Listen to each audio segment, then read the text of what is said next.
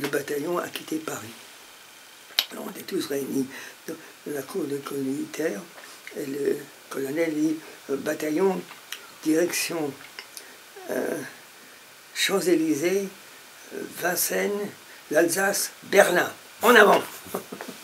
Alors, nous avons été au rond-point des Champs-Élysées et on a pris le métro. Il y avait toute une rame de métro qui nous était réservée. Je crois que c'est la première fois que le métro s'est transformé en convoi militaire. Alors, il est parti du rond-point, on a été jusqu'à Vincennes. Et bien sûr, on s'arrêtait aucune station. Alors, les gens voyaient ce convoi militaire passer dans le métro, étaient un peu surpris. Et à Vincennes, je résume, nous avons attendu des véhicules pour nous transporter en Alsace. Mais des véhicules militaires manquaient. Alors le colonel a loué des véhicules civils, des camions, qui nous ont amenés à plusieurs étapes. La première étape étant à Troyes, ça va être à Troyes.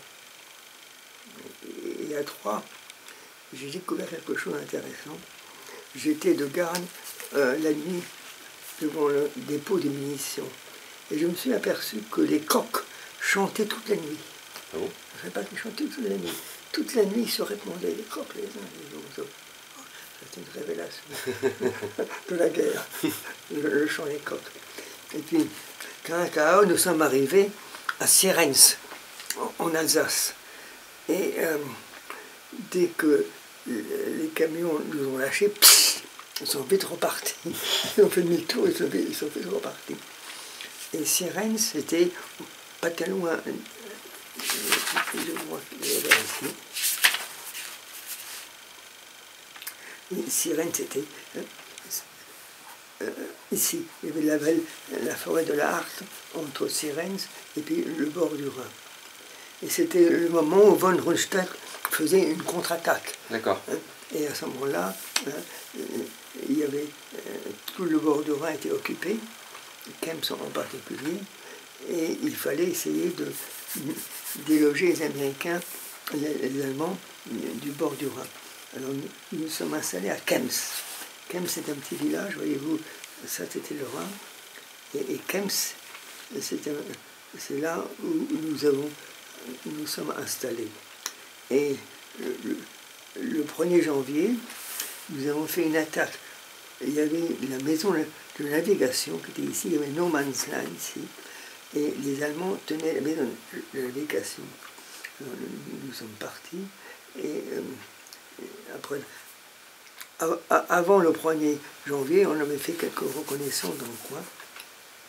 Il y avait le canal, le Rhin et le No Man's Land. Et on est passé, on a attaqué la maison de navigation. Finalement, on s'en est emparé à moitié. Et les Allemands étaient tout autour et mitraillaient en permanence. Et au bout d'un certain temps, la situation est devenue très critique parce qu'on était isolés dans cette maison de navigation, entourés d'Allemands qui nous tiraient les obus dessus.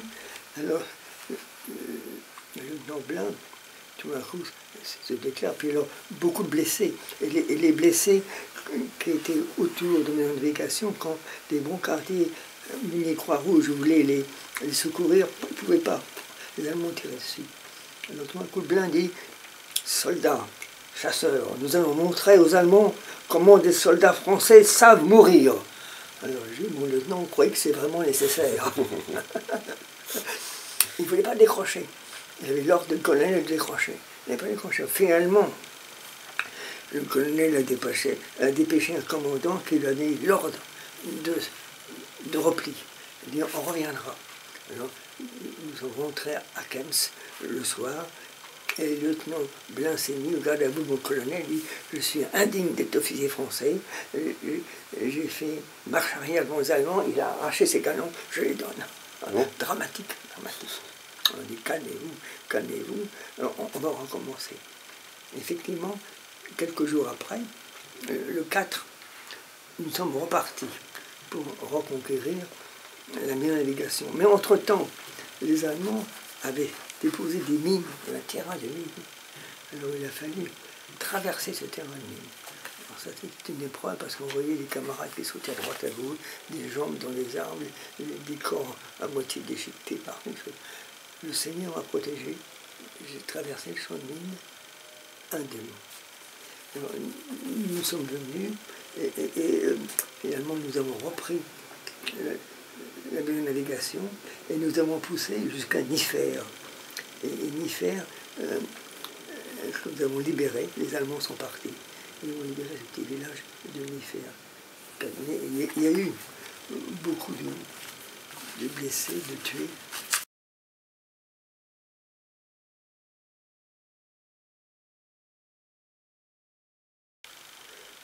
Nous étions ici, Sierentz, Kems, Niffer, et que nous sommes repartis, nous sommes arrêtés à ces différents endroits. Alors, les Allemands étaient en face, nous on était là, on se voyait, et un jour, l'aspirant Rousset, qui était l'aspirant de la 3e compagnie dont j'étais membre, s'était mis au bord du Rhin, il regardait les Allemands en face, les Allemands l'ont vu, ont tiré et ils l'ont tué. Là. On est revenu Biedersheim, Diebosham, Erstein, Poncham, et à Strasbourg. Nous sommes arrivés à Strasbourg et là, nous avons traversé le Rhin. C'est à Strasbourg, il y a le fameux pont de Strasbourg. Oui. Sous le pont, dans les embarcations, on traversait le Rhin et nous sommes rentrés à Kehl, sol allemand. Grand plaisir, on était maintenant en Allemagne. Kehl était vide. Les Allemands avaient disparu, mais partout, chaque maison, il y avait des écriteaux Achtung Minen pour éviter d'entrer. Ouais. Alors on ne tenait pas compte, on entrait quand même.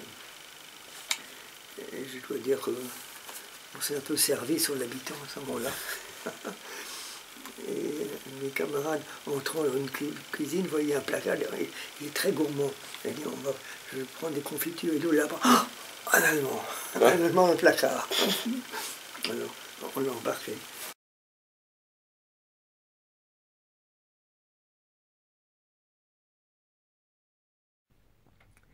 Et puis arrivé à Saint-Antoine, nous sommes installés, nous étions à la ligne de démarcation entre la zone française et la zone américaine. Et nous sommes restés presque un bon mois à Saint-Antoine. C'est là où je suis tombé amoureux d'une Autrichienne. Blonde, des yeux bleus, très, très gentille, aimable. Nous allions déjeuner chez l'habitant. J'allais déjeuner chez ses parents. Alors, on était très copains tous les deux. Je lui donnais des bonbons, le chocolat. Elle était vraiment très, très mignonne. C'était mon amour autrichien. Ah bon? Petite fille. Et puis nous sommes... C'était fini. Il y a eu, à ce moment-là, la fin de la guerre, la remise des décorations. Les photos montrent le colonel me donnant une médaille. Et le bataillon est parti. Et en partant, il fallait prendre toutes les munitions, les mettre dans un train. Et on était aidés par les prisonniers allemands, ce qui n'était peut-être pas, je crois, tout à fait conforme à la Convention de Genève. De toute façon, à un moment donné, une explosion, et il y a 2 chasseurs qui ont été tués. La guerre terminée, c'était fini. 2 chasseurs étaient tués en chargeant les munitions. Et le bataillon a été un petit peu dispersé. Moi, j'ai été envoyé à Baden-Baden, qui était le grand QG de l'armée de Latte à l'époque, en tant qu'interprète. Moi, je suis resté plusieurs mois à Baden-Baden, et puis ensuite, j'étais rapatrié et démobilisé. D'accord.